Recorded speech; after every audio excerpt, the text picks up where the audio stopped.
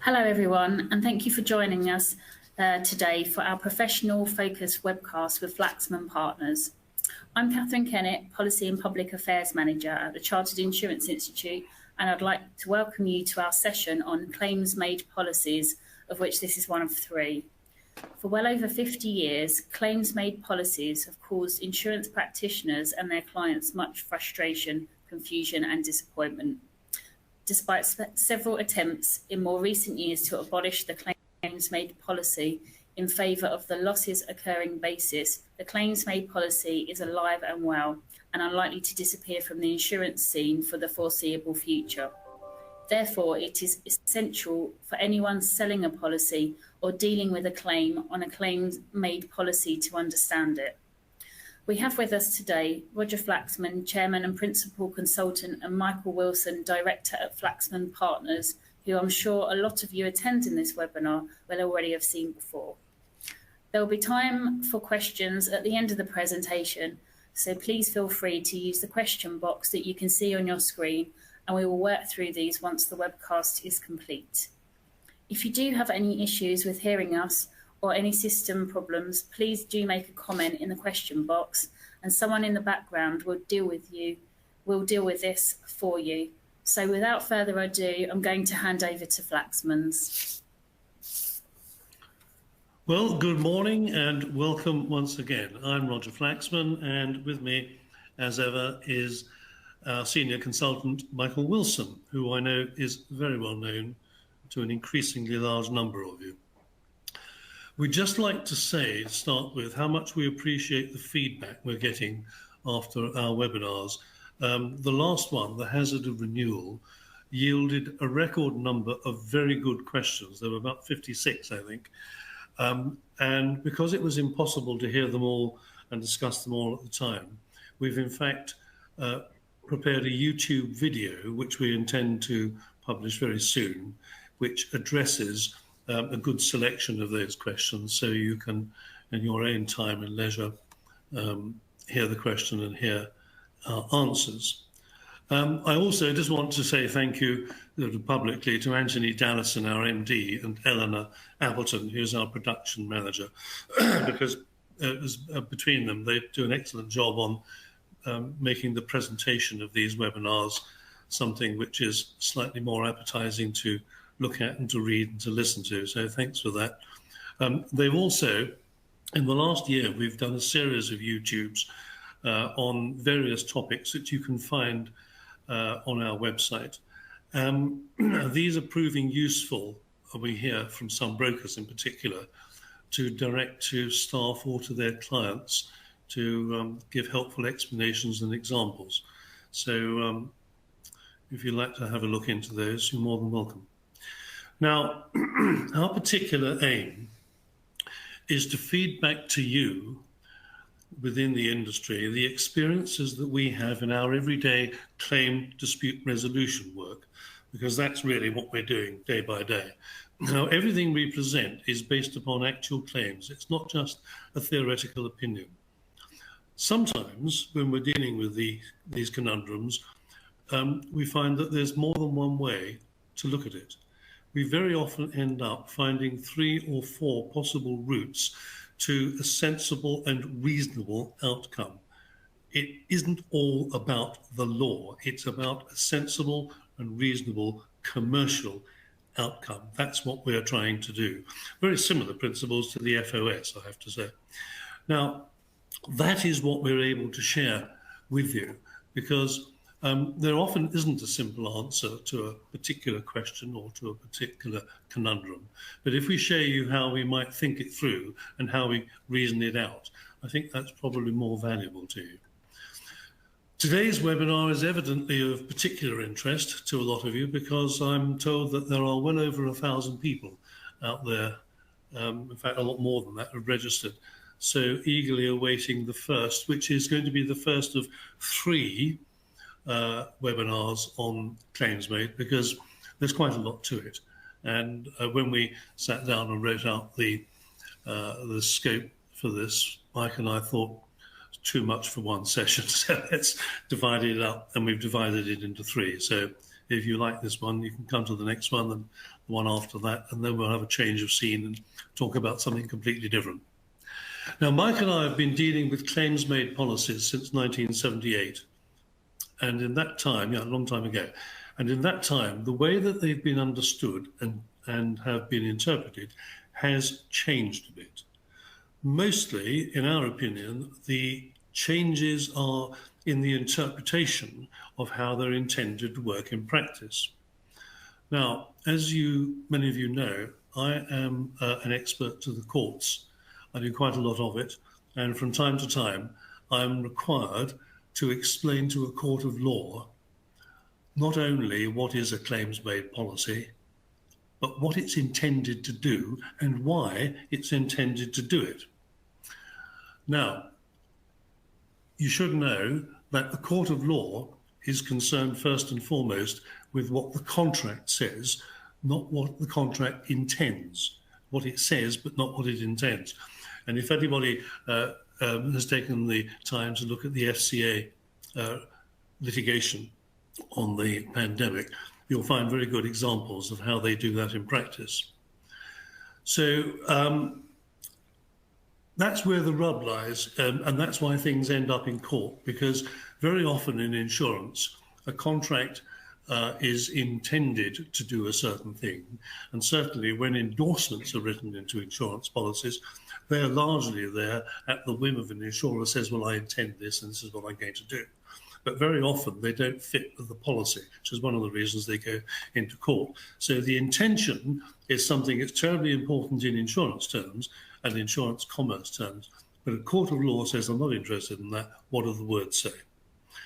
So in the course of our work, what we are entirely familiar with is how difficult the concepts of a claims-made policy can be to understand. And they are difficult to understand, and I can understand why. But it is important that you do understand them, because whereas when they first came in, which was about the 1960s, they were largely confined to professional people, solicitors, auditors, and surveyors, in fact, at that time. Now, there are hundreds of businesses that, one way or another, give advice. And they all have a PI policy on a claims-made basis. And we see at first hand how often they're really fundamentally misunderstood as to what they're doing and how they do it. So it's very important for us in the industry to have a good grasp of how they work and the problems that can arise from them, so that clients and customers are not disadvantaged by our own lack of understanding of them. So let's make a start with today's introduction to claims made. Mike, over to you. Thank you, Roger. First of all, I'll just read through the learning objectives. It's to compare the difference between a losses occurring policy and a claims made policy, to study which policy year should respond to a claim made against the insured, to consider examples to illustrate the different claims approach between the two types of policy, and to understand why, under claims made policy, run-off cover is required at the cessation of business. So this is what we are planning to cover this morning. So let's have a look at a definition of a claims made policy. So claims made policy, it is the policy in force at the time that a claim is made against the insured, and not the policy in force when the negligent act occurred. That might seem fairly straightforward, but sometimes it can be difficult to grasp the difference between this and different types of policy. So we've got a couple of diagrams here. The first diagram addresses losses occurring, such as a standard public liability policy, and the other diagram addresses claims made. So going back to the first one, could you just explain what this diagram is telling us, Roger? Yes, now this is a bit of an experiment because we've never had to put it into diagrammatic form before, but we thought it was a good thing to try.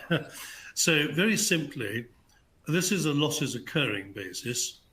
And if you take year 1, 2, 3, and 4 as simply the policy year, which is year 1, and then years 2, 3, and 4 after the policy year, the event or the occurrence happens during the policy year.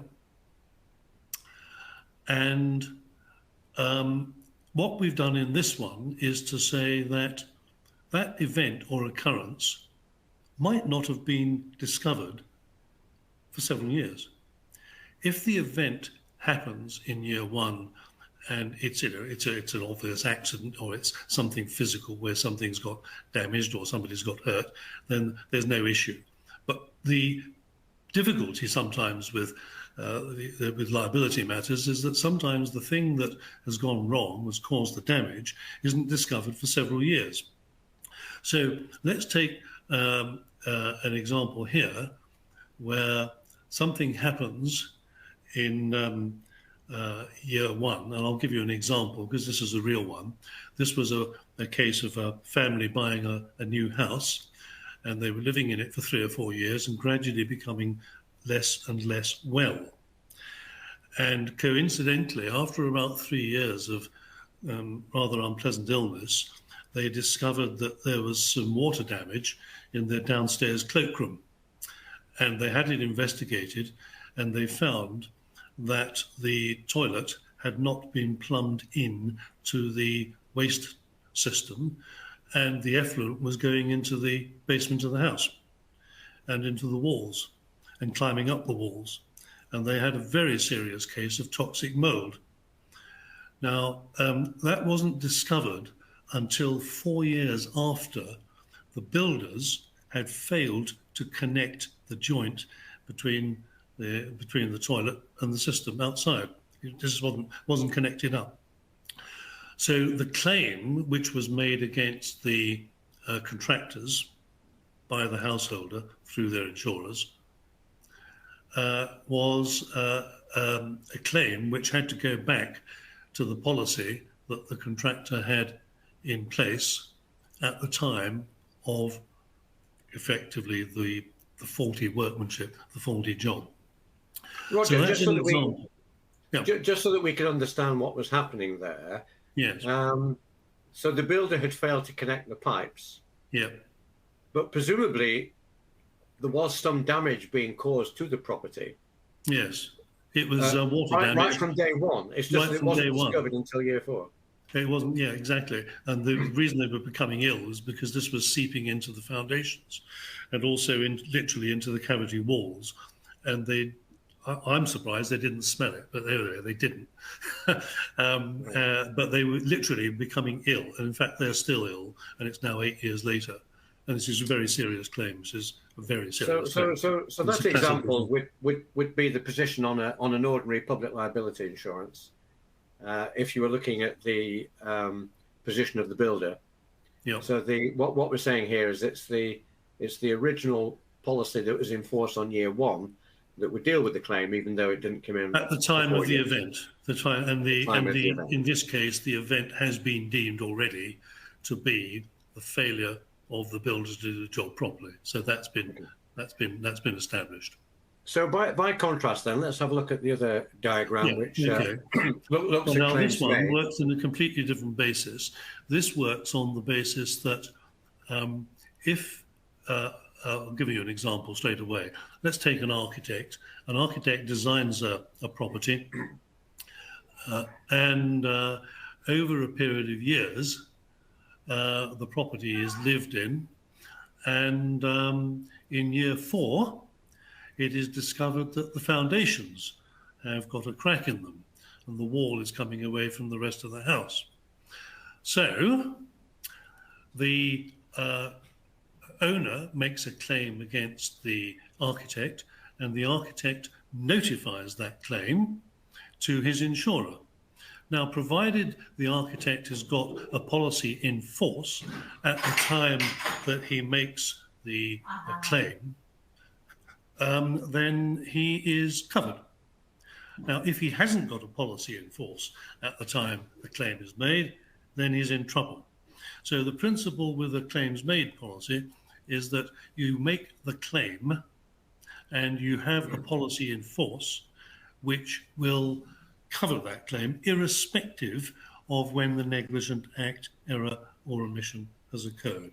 Now, there are some caveats to that because there's past history cover which has to be taken into account, but we'll deal with that in another webinar. Okay? Just in passing, Roger, if for one reason or another the architect didn't have any insurance in year one, didn't actually take out his policy until year two, would the same principle apply? In other words, would the year four policy, assuming that the claim arrived in year four, would that policy still deal with the claim, even though there was no insurance in place in year one? Yes. Because sometimes you see PI policies in particular with a retroactive date. Yes. So how does that apply in a case like this? Well, there's a bit of a story, but when the architect takes out cover, if it was a new firm and they were taking out cover, the insurer may say, I will only indemnify you in respect of work you have carried out after a certain date.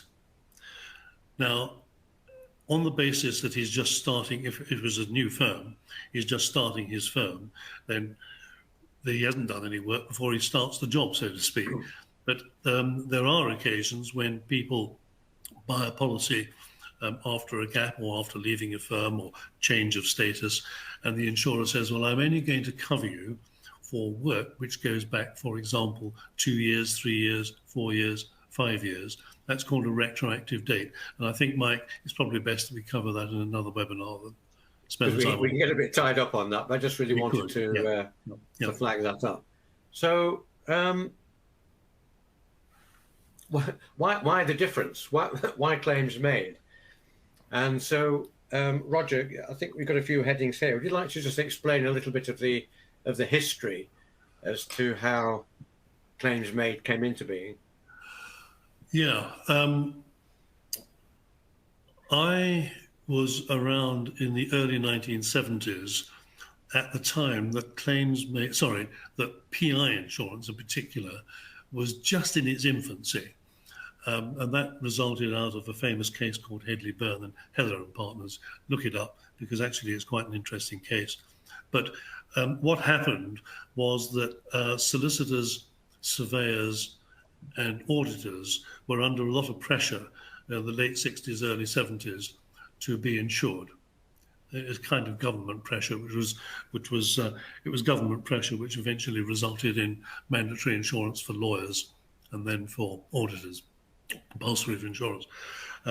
Now, what happened at that time is that the insurers said, well, if we're going to insure people for work they've done, and it might be a long time ago, we've got to make sure that the premiums we charge and the limits of indemnity that we're going to recommend people to have at the time the claim is paid, which might be 4 or 5 years after the claim is first made, they want to ensure that they've got a basis of managing the claim and being properly paid for it, which they felt at the time the losses occurring policy didn't give them. And so that's how it came into force. It was a concept that was invented at that time. Now, I can tell you that in my career, I can think of at least 2 occasions when various parties have suggested dumping the claims-made policy and putting professional indemnity, D&O, and banks types of insurances back onto a losses occurring basis. But it hasn't happened. It hasn't happened here. It hasn't. I think it might have happened a little bit in the States. I seem to remember, but I can't be certain about that. But it certainly hasn't happened here, and I don't think it's likely to. Not in my lifetime, anyway. But fundamentally, I would say that the claims-made policy actually works quite well. as long as you understand how it works. And that's really the purpose of this webinar. Right. Well, thank you, Roger. I think so that we can understand the contrast between the losses occurring and the claims made, it'd be useful to have a look at a losses occurring example. So although this webinar is specifically about claims made, what we want to do is to draw out the differences. And this was an actual case that Roger and I dealt with. So the insured was a business supplying and fitting wood-burning stoves, and they installed a stove into a farmhouse in 2019. In 2021, the farmhouse caught fire, and it was discovered that a fault in the lining of the chimney above the stove had allowed heat to escape and set fire to the timber in the roof. The owner's fire insurers made a subrogatory claim against the business, but by this time the company had changed insurers and had also stopped installing stoves, although they did continue to supply them. It was established that the faulty installation had been in 2019, and therefore the policy in force in 2019 ought to provide the cover. Now, to most delegates this morning, that might seem perfectly straightforward. And actually, Roger, we thought at the time that that would be perfectly straightforward, that when the claim came in, that the original insurer from 2019 would pick up the claim. But in actual fact, it wasn't as straightforward as that. Would you like to just bring out the difference of opinion here, because it did cause a lot of anxiety for both the insured and the insurers. Yes, I will just preface what I'm going to say was the fact that there had been a change of insurer between the time of the installation of the thing, of the fireplace, and the time of the claim, which actually made it more complicated. But there was a dispute straight away between the insurers as to when did the loss occur. One party said the loss occurred when the fire occurred, and the other party said no, it was when the fire was negligently installed. And legal opinion was sought before we saw this matter. And cut a long story short, both insurers, both well-known insurers, by the way, they had diametrically opposed opinions as to how the policy should operate. And as I say, there was one policy in force at the time that the stove was installed, and that was the insurer that we took the view, and so did the broker, that ought to be paying this loss. But they said no. They said, no, you've got insurance now in force, and it was the fire that was the cause of the loss. That's what caused the damage, and so you can go and claim against them. They refused. What made it even more difficult was that between the time of installing the stove and the fire occurring, the company had stopped installing stoves. They supplied them, but didn't install them. So in the later policy, they weren't covered for the installation.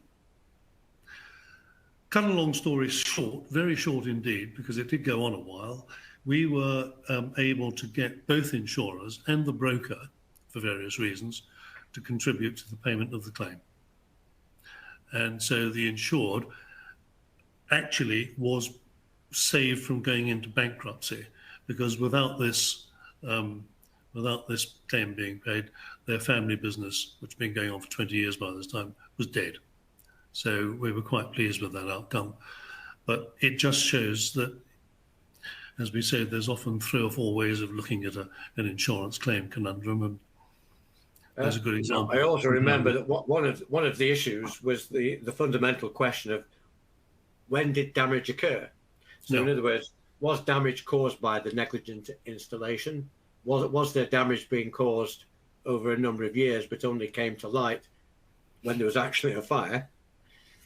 Well, And that's an interesting point, Mike, because what actually happened, the science proved this, that from the day the fire was lit, the hole in the lining was giving access to heat to the roof beams. And it turned out that over about 2 years, they'd been gradually eaten away by heat. They dried out, but they hadn't actually caught fire. So it was another lesson, if you like, in actually damage was being caused, not just by the installation or the faulty installation, but also by the consequence of that installation. Heat was actually getting into the roof, and it's just chance that it didn't catch fire earlier. But Roger, if the first insurer was right to say that it shouldn't respond, then the obvious conclusion would be that even under an ordinary public liability insurance, that in the event of a business ceasing to trade or altering its business, you would need runoff cover.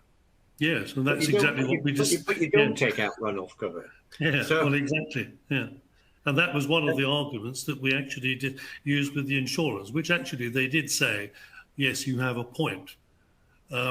Anyway, we could go on. I think the other thing that occurred to us at the time, Roger, was that for the broker, it highlights the desirability of a continuity of insurance with the same insurer, if at all possible, because some of these problems are actually caused by switching from one insurer to another. Whereas if this business had been insured with the same company throughout, we wouldn't have had that complication.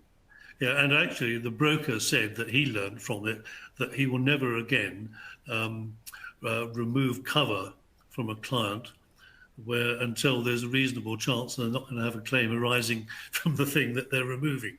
It was a lesson, and it was so similar in some ways to the concept of a professional indemnity type claim, and yet it wasn't. It was very clearly very clearly a public liability loss. And as we said right at the beginning, we were defending here a subrogatory claim by the insurers of the farmhouse, and they were absolutely determined to get every penny back of the claim they paid out, because it was pretty substantial. So it was quite a fight. That actually brings us on to another subject that we won't cover, that is of subrogation and whether an insurer is obliged to pursue a subrogation claim despite the that's for another webinar, Mike. we'll deal with that some other time. Yeah. Okay. Yep. So let's look at another example, but this time it's the claims made. So we have an architect, in this case, engaged to refurbish a Victorian mill, converting it into a combination of residential and commercial retail space. Yep. The architect was first engaged in 2015, and the works were completed in 2019. In 2022, the landlord became aware of cracking in a flank wall and serious water ingress through glass panels in the roof and the windows. And then a claim was made against the architects in 2022. And they notified their broker immediately in accordance with the policy terms and conditions. Once again, the insured had changed insurers, this time only 2 months before the claim was received. However, the nature of a claims made policy is that the date on which the insured notifies or ought to have notified the claim is the insurer that will provide the indemnity. So it is the 2022 policy that responds. So we had something went wrong sometime between 2015 and 2019. We're assuming here that nobody knew about the problem. The problem gets notified, or the claim arrives in 2022, and so that's the policy that deals with the claim. That's consistent with the diagram that you were explaining previously, Roger, and that seems fairly straightforward, except that, if we come on to the next slide. Yes, it was revealed during the course of the investigations into the matter that, in fact, the architect had been aware of intermittent water ingress for more than 2 years. Now, that very simply gave rise to the insurer saying late notification and or material non-disclosure at the last renewal. And that gave them the option to say, well, we're going to void the policy because you hadn't made a fair presentation of the risk.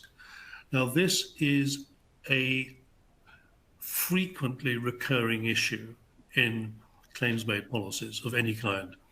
One of the reasons that the architect didn't notify the matter as a circumstance was he was fearful that if he did, his insurance premium would go up the next year and he couldn't afford it.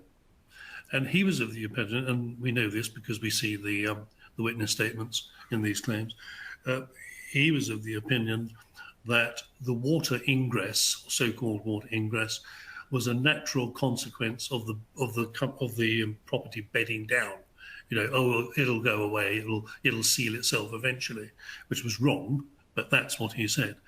And he didn't really feel that there was any real problem and he could deal with it and it would eventually go away. That is a story of thousands and thousands and thousands of policyholders of claims made, whether they're accountants, surveyors, architects, engineers, or anything else. People actually can't believe it's happening to them and they will put it off and put it off and put it off. If you're out there selling this class of insurance, you really do need to understand just how important it is to encourage your client, if there is a sniff of something going wrong, to tell you, and then you can tell them what to notify and how to notify it. Because if you don't, there really is no defense, I'm afraid, in law. The one thing that we do try to do when we see these claims is to say to the insurer, where relevant, well, you haven't been prejudiced by this late notification, so do you really want to take the point? And do you know what? Some insurers say, yeah, okay, no, I won't take the point. And others say, yes, I really do want to take the point because I can. And it's the luck of the draw. I mean, it depends who you get on the day as to what they say and how. But actually, a late notification is a late notification. And don't underestimate the power of the insurer when it comes to saying, you should have told us that before the last renewal, because in not doing so, you have not made a fair presentation of the risk and the consequences of that, and we can void your policy. And we had a case a little while ago where actually policies were voided back for 7 years, 7 years previous policies. Just picking up on that last point, Roger, about the fair presentation of the risk at renewal. I had quite an interesting discussion with a broker a few weeks ago, and it was a matter of a professional indemnity policy, and it looked as if there had been a late notification. And when the broker asked his client why he hadn't notified it, the client said, well, first of all, I thought I could make the problem go away. But secondly, the amount at stake was well within my £10,000 policy excess. Yes. That's another common reason. And I think that's quite a common response. Yes. But in discussing it with the broker, I said, well, just because the policyholder has decided not to notify and therefore not to claim because of a large policy excess, that doesn't affect the fair presentation at renewal issue. No, because if the insured has had a problem and made it go away himself, then of course it's still a material fact that needs to be disclosed at renewal.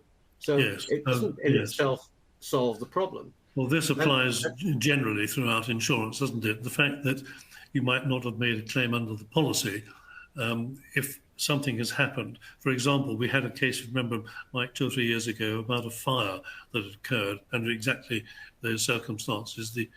In fact, there had been a series of fires at a particular place over a period of years, and they were all relatively small. So none of them were disclosed to the insurer because they said, well, they didn't pay. Now, when we had the conflagration fire, i.e. the big one, all of this came out. And the insurers said, well, in that case, that's material non-disclosure over a period of years. We're going to void your policies. And of course, the other thing is that we also know from experience that what starts off as a small claim quite often turns into a big claim. So that's another you shouldn't matter, really yes. be making that judgment. No. Well, this is why there's so much to talk about on this subject, isn't there? Anyway, shall we move on? Yes. Just bear with me. Before you do move on, sorry, it's Catherine here again. We've had a few questions in the chat that are just referring to the same thing in the basis of what would happen if whilst going through a claim or before a claim is made, that the firm merge or that they no longer exist once the claim's made. What happens there? Well, oh my word, that's a story. If the firms merge, or if, what did he say the other bit was? Or might have gone out of business. Well, look, we're talking of some very difficult territory here. The first thing is that the claim will survive against any party who can be held legally liable. So if the firm has merged, then generally speaking, the firm will take with it either some run-off insurance protection for work it's carried out before it merged, or come to some other arrangement with the firm with whom it's merging to cover their past liability. Now, genuinely, it's a really good question. And I think it would take probably about 15 minutes to go through exactly how it would work. Well, perhaps we could bring it into one of our next webinars, Roger. And I think that would be the thing to rights do, yes. The answer is, it all is not lost. That is the point. All is not lost. But it's not a quick 5-minute or even 15-minute answer. That's a really complicated issue. And it does happen. We've got lots of stories on that kind of subject. So thanks for asking it. And we'll come back to it and we'll do a decent job on giving you an explanation of how it might work. I can feel a diagram coming on, Mike. I think so, yes. I think so. Okay. I just want to draw out some general principles, and then we'll then allow plenty of time for more questions. I think yes. There are quite a lot coming through. So the one key point to make is that the losses occurring policy is based upon the date of the event occurrence, which gives rise to the claim. Sometimes this event can be several years before the claim is made against the insured. So I think we've covered that quite extensively. The next key point, Rog? Yes, a claims made policy is based upon the date in which the claim is made against the insured, and because of the policy terms and conditions, is or ought to be notified to the insurer. So what you've got there, the claim is made against the insured, and the claim is made against the policy, and they have to be in the same at the same time. So the claims obligation is that the moment that you are in receipt of a notification of a circumstance, or you're aware of a circumstance, or the notification of a claim, or an intent to make a claim, then that is the point at which you have to notify the insurers, and that policy, on the face of it, subject to terms and conditions, will be the policy that pays for the defence and the ultimate outcome. Okay, and then the third key point is a claims made policy is required for at least 6 years following the cessation of the insurer's business. This applies to all professions and all trades. And so I couldn't quite read that. We're going to bring that up in the next another webinar. Yes, that's fine. Yeah. So because I think there's quite a lot to bear in mind here, and we also need to consider the non-professions that you referred to at the beginning of this webinar, Roger. Yes. That, a lot of people who buy PI policies now are not people that we would normally consider to be professionals. But nevertheless, the rules operate in exactly the same way. So whether you're a computer engineer or whether you're a solicitor, the basic fundamental rules are the same. And we had a case very recently of two ladies. One was a speech therapist and the other one was an occupational therapist. And both of them had worked for the NHS for quite a long time and then decided to go out and set up as a private practice. And they bought a PI policy online for their business. And they hadn't a clue as to how it operated. But after, I think it's 6 or 7 years in practice, they got a claim from the overseas domiciled parent of somebody at university for negligent treatment of their daughter. And they spent 1.5 years trying to persuade these parents that everything was fine. And eventually a claim arose, a claim form arrived, and they were advised by a friend to go to a solicitor. And by that time, the game was over because the policy was completely and utterly breached. And it came to us and said, what can you do about it? And we said, well, very little really, because the insurers are absolutely spot on as to what they're saying and why they're saying it. However, I don't know if it was the Flaxman magic or what, but we did manage on this occasion to say to the insurers, look, this policy wasn't even underwritten. It was just sold online through a portal. You didn't even know you had it on your books. And there was no basis upon which these people could reasonably have understood what was required of them to notify. There really wasn't. And we pled that case, and the insurer said, okay, we'll defend it. And actually, it was defended, and they didn't have to pay out very much at all. But I make that point because these are the kind of things that happen every day.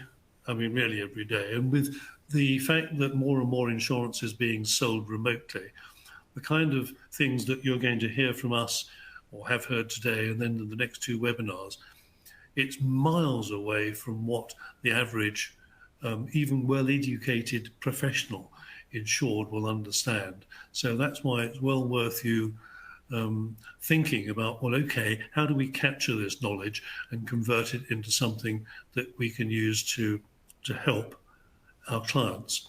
Because believe me, they need help when they're in trouble. And that's why we're so strongly behind the promotion of professional broking and selling these insurances through professional portals, because it's really so important, increasingly important. Anyway, that's the end of that. I think in a moment, I'd like to hand over to Catherine for some further questions. But before that, I just want to say that for some of our delegates this morning, a lot of what we've said will be very, very obvious.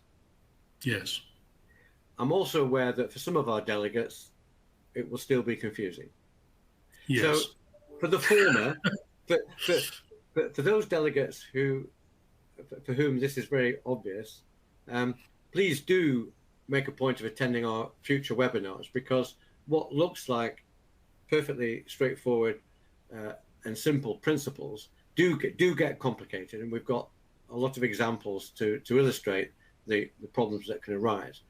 For those in the latter category where it's still a little bit confusing, there will be a fact sheet available for you to download at the end of the webinar. So please do download the fact sheet, and we're always available to take additional questions after the event. So if you'd like to email us just with general points, we're more than happy to get back to you. I think we will probably do another YouTube on some of these questions, just to add let's see what material Catherine comes up with. So over to you, Catherine, and try and put us on the spot. You're on target. Thank you very much. That was a great presentation, some really good scenarios there. I'm going to start at the beginning. As we expected, there are a lot of questions. The first one is from Anthony Cross. He says, the RICS recently forced approved insurers to automatically provide embedded run run-off cover for consumer claims only. Some of the smaller insurers, MGAs, still don't understand the obligations to provide the run-off. Do you have any thoughts on this? Yes. Well, I think it's a reasonable thing to do in some ways.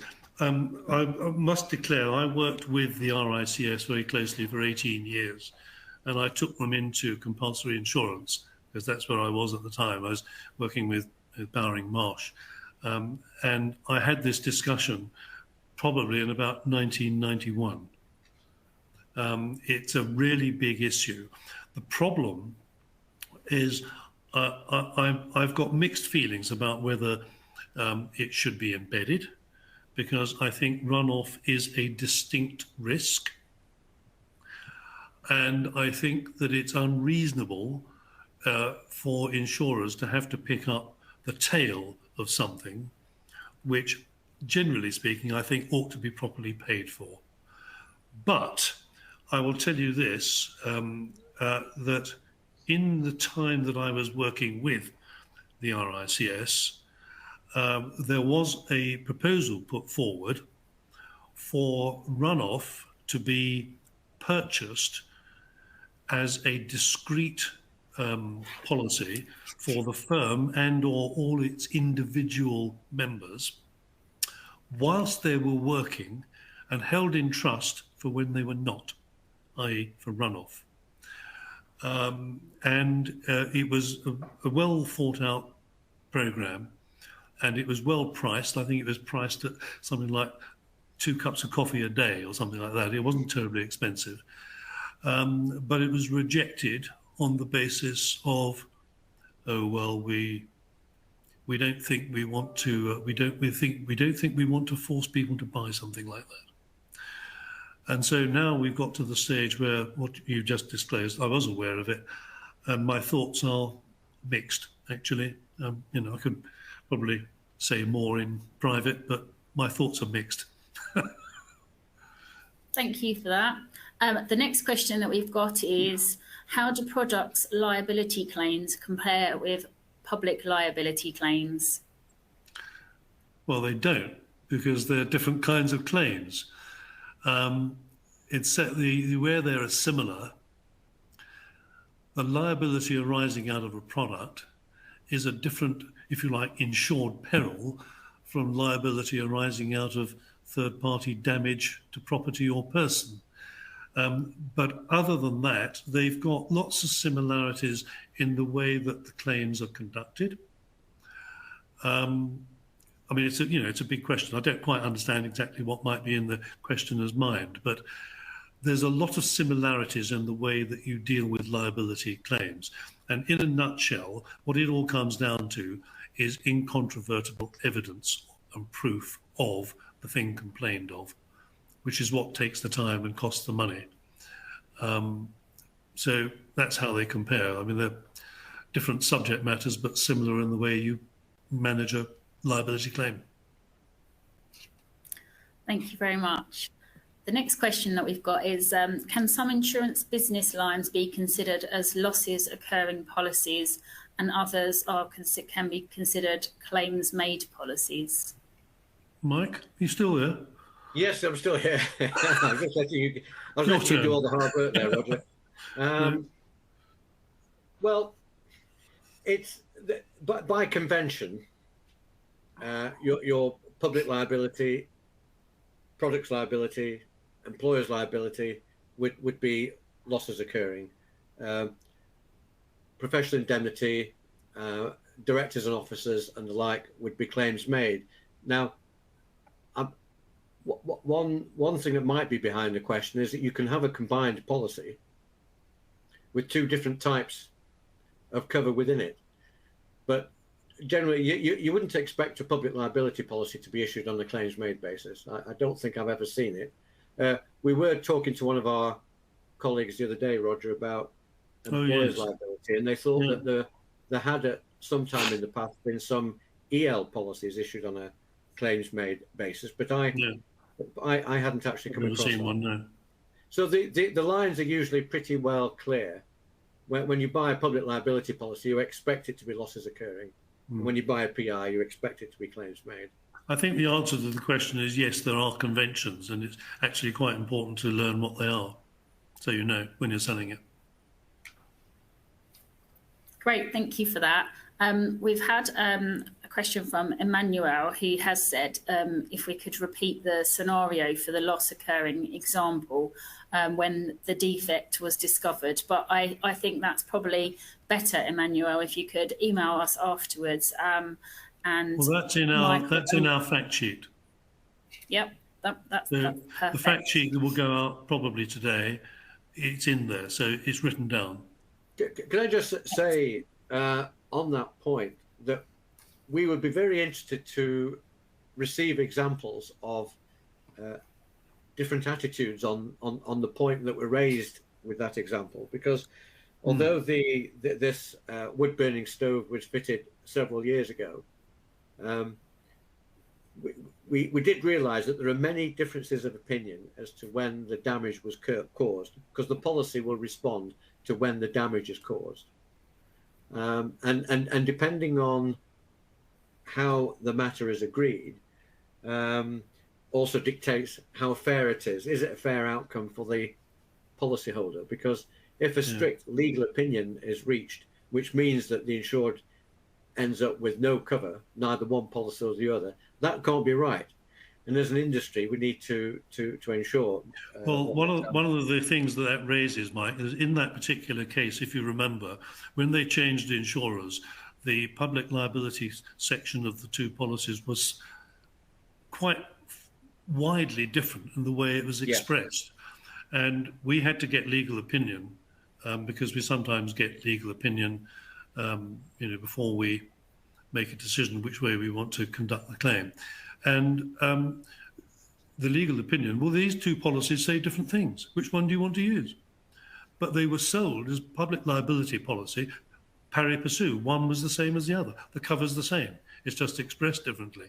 That's one of the problems we have as an industry now, is that the law is so much into the insurance industry that if you're selling two policy wordings with different words, they might have the same title, public liability, but if the words are different, there is an opportunity for insurers and their lawyers to say, no, it's not us.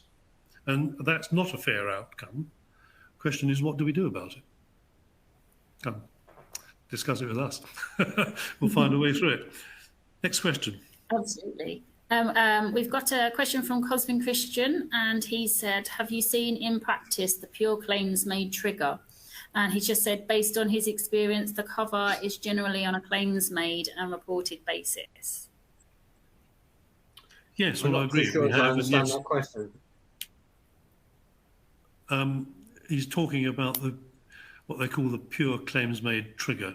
It's a bit of a technical question, but the answer is yes, we have. I'm well aware of it. We might deal with that like in another webinar, but it doesn't change anything we said today. No.